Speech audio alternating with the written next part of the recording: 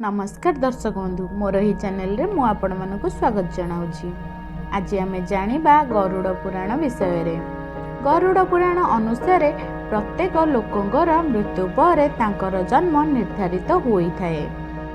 ताहा सेतेबेळ जाय चली थाए जेतेबेळ पर्यंत तांकु मोक्ष न मिली थाए।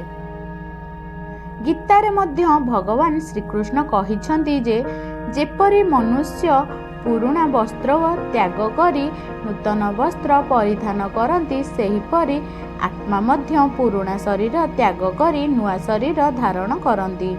कौन आपण जानती आत्मा मानंकु पुणी मनीष जन्म केबे मिले ना भूत जोनि रे जन्म नेबाकु पड़े।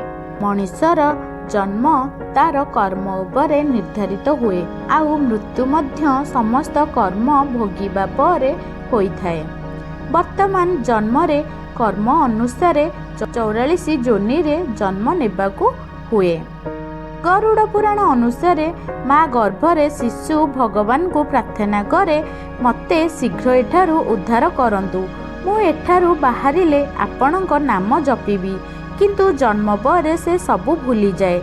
से तार कर्म रे लागी पड़े। संसारर मोहमाया से एमिति लगी जाए जे परम पितांग पाई ता पाखरे समय न थाए। गरुड़ पुराण रे कुहा जाई अछि जे जिए पर स्त्री पुरुष उपरे नजर पकाए से नरक को जाए। तार जन्म शियाल कुकुर चिल साप कुआ बग जोनि रे जन्म हेबाकु पड़े। आउ एही सबु जोनि रे कष्ट प्राप्त होला परे जाई ताकु मनुष्य जन्म प्राप्त हुए। सेहीपरि बड़ लोक बा बड़ भाई बापा माँ भौणी को अपमान देले शंख जोनि रे मनबाकु पड़े।